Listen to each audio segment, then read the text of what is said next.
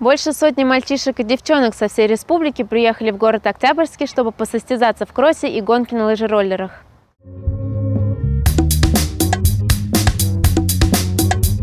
Сегодня проходит чемпионат и первенство Республики Башкортостан по ОФП общей физической подготовки среди лыжников-гонщиков.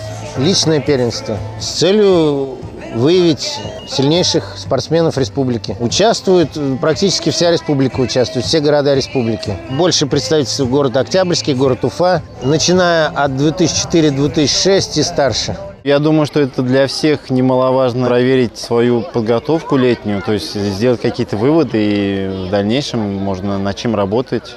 То есть где-то слабые места подтянуть, где-то наоборот, может быть, успокоиться. У нас одна цель только выиграть. У нас дети только заряжены на это. Могу сказать, что мне уже, в принципе, тоже немало лет, поэтому в свое время мы бегали. То есть сейчас мы работаем тренерами, и наши дети участвуют в соревнованиях. То есть я могу сказать, что лыжный спорт у нас в городе очень развит, и мы всегда ездим и на внутренние башкирские соревнования, и российские. Лыжными гонками я занимаюсь уже очень давно, лет 10 как. Сегодня здесь проходят соревнования республиканского масштаба, первенство Республики Башкортостан. В них я принимаю участие тоже не первый год. Сам я вхожу в состав сборной республики Башкортостан. Ну, сегодня пробежал, конечно, не очень. Результат мне не понравился мой. Мог намного лучше. Думаю, что завтра все у меня получится на роллерах. Сегодня легкоатлетический кросс, а завтра гонка на лыжероллерах.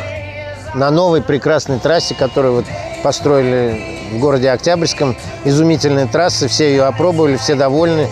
Просто прекрасно. И что радует, призовые в 3 возрастных группах будут награждать новыми роллерами. Я занимаюсь у тренера Игоря Владимировича Патина.